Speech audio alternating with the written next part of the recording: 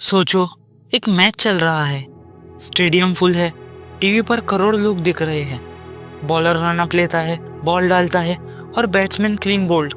सब चीयर करते हैं। लेकिन अगर मैं तुमसे कहूँ ये बॉल पहले से डिसाइड थी, ये विकेट, ये शॉट, ये पूरा ड्रामा एक स्क्रिप्ट था। क्रिकेट जिसे जेंटलमैन्स गेम कहा जाता था, एक वक्त ऐसा आया जब उस गेम का सबसे बड़ा दुश्मन बना मैच फिक्सिंग। और सबसे बड़े दुख की बात, लेजेंड्स जो अपने देश के हीरोज थे वही इसके जाल में फंस गए।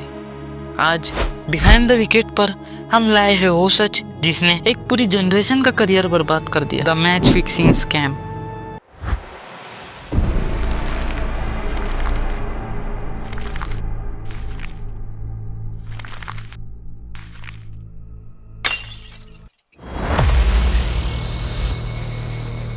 नाइनटीन 80s का दौर, जब क्रिकेट ग्लोबल बन रहा था, वर्ल्ड में अपनी पहचान बना रहा था, तब एक नया खिलाड़ी एंटर होता है, बेटिंग माफिया। शारजाह के डेजर्ट ग्राउंड में India versus Pakistan matches officially तो सिर्फ क्रिकेट थे, लेकिन अंदर ही अंदर ये बेटिंग माफिया का अड्डा बन चुका था। बुकीज का एक ही डायलॉग होता था, स्कोर क्या होगा, कौन जीतेगा, सब हम डिसाइड करेंगे। और फिर आया 1983 का वर्ल्ड कप, इंडिया चैंपियन बना, क्रिकेट इंडिया में रिलीजन बन गया। और रिलीजन में सबसे पहले घुसता है पैसा।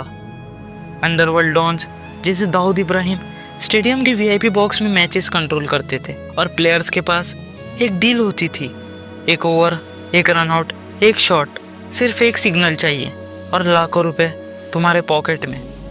क्रिकेट का असली मैच अब पिच पर नहीं, बेटिंग के टेबल्स पर डिसाइड हो रहा था। 1990s एक ऐसा दौर जब इंडियन क्रिकेट के सबसे स्टाइलिश और सक्सेसफुल कैप्टन मोहम्मद अजहरुद्दीन अपने गोल्डन शॉट्स और सिल्की रिस्ट से दुनिया भर में छाए हुए थे। लेकिन फिर एक ऐसा तूफान आया जिसने अजहर की पूरी लेगेसी को हिलाकर रख दिया, मैच फिक्सिंग। एक ऐसा इल्ज़ाम जिसमें फैंस के सपने, प्लेयर्स का ट्रस्ट और देश का क्रिकेटिंग गर्व सब कुछ दांव पर लग गया। हैदराबाद के लड़के अजहरुद्दीन ने 1984 में जब अपना डेब्यू किया तो पहले 3 टेस्ट मैचेस में लगातार 3 सेंचुरीज मारकर उन्होंने दुनिया को हिला दिया। 99 टेस्ट मैचेस, 334 ओडीआईज और 15 साल तक इंडियन बैटिंग का बैकबोन। अजहर सिर्फ एक प्लेयर नहीं बल्कि एक फिनोमिनन थे। 1990s के आखिरी सालों में मैच फिक्सिंग की अफवाहें घूमने लगी थी, और जब 2000 में हंसी क्रोंज स्कैंडल सामने आया तो दुनिया के सामने एक और नाम गूंज उठा, मोहम्मद अजहरुद्दीन। हंसी क्रोंज ने कहा, मुझे बुकीज से अजहर ने मिलाया था, और यही स्टेटमेंट अजहर के करियर के लिए सबसे बड़ा डैगर बन गया।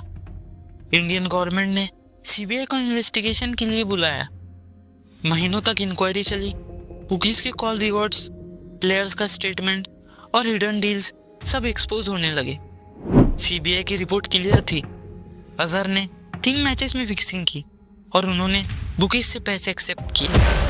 दिसंबर 2000 बीसीसीआई ने अजहरुद्दीन पर लाइफ टाइम बैन लगा दिया, एक ऐसा बैन जिसने उनके करियर को इंस्टेंट फुल स्टॉप लगा दिया। एक पल में एक नेशनल हीरो एक विलन बन गया।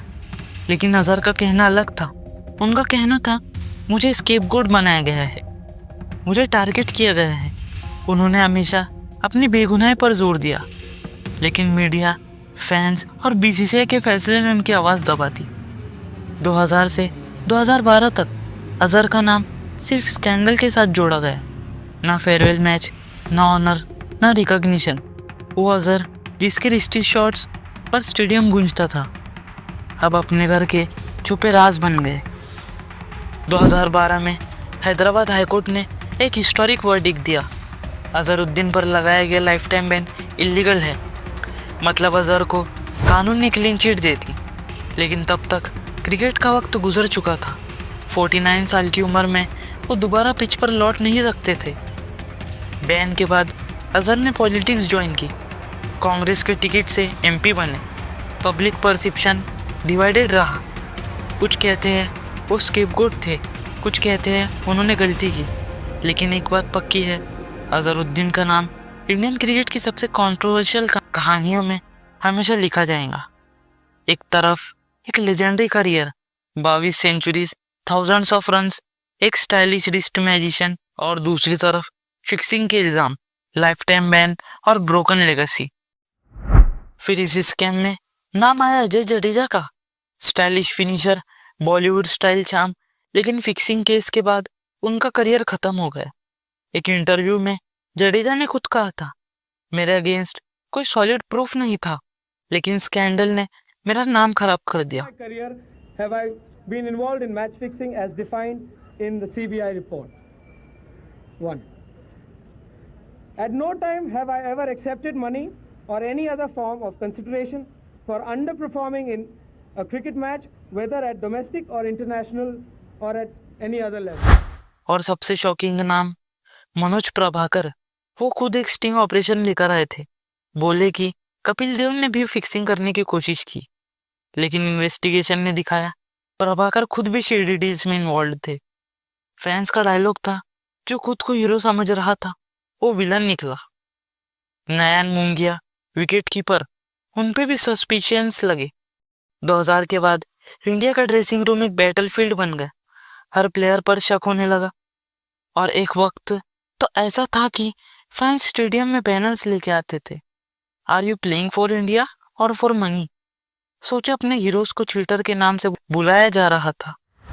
अब बात करते हैं एक ऐसे इंसान की जिसे दुनिया मिस्टर क्लीन कहती थी, हांसी क्रॉन्ज, साउथ अफ्रीका का गोल्डन कैप्टन।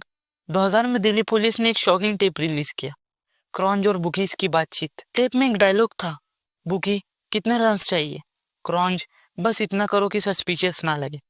फैंस स्टंड हो गए। हंसी क्रॉन्ज ने कोर्ट में खुद कन्फेस किया, yes I took money but I never through a match.